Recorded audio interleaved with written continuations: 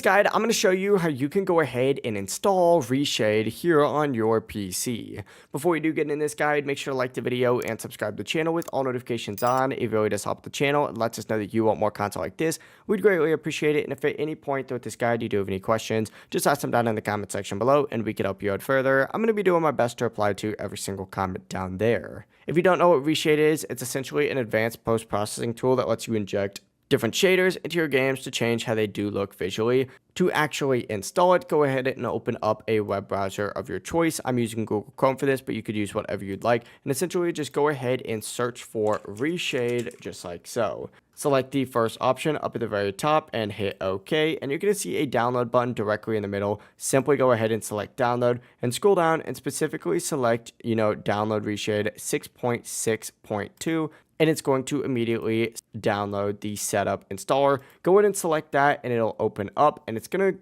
give you an option to choose a specific game that you want to apply this to. For the sake of this video, let's just go ahead and say I want to use it on Call of Duty Black Ops 3. Hit next. And then in this section, you're going to want to choose your rendering API that it's going to use. I recommend just keeping it on DirectX 10, 11, or 12 if you do have that. If not, choose the second best option for you, select next, and then go ahead and select next again, and it's going to download all of those options where you just have to go ahead and hit finish. Now, when you go ahead and load into whatever that game might be, it's going to look significantly better. And it really is as simple as that. If you guys did have any questions, just ask them down in the comment section below and we can help you out further. I'm going to be doing my best to reply to every single comment down there. Before you do leave this guide though, make sure to like the video and subscribe to the channel with all notifications on. It really does help us out and lets us know that you want more content like this. We'd greatly appreciate it. Have a great rest of your day though. Peace.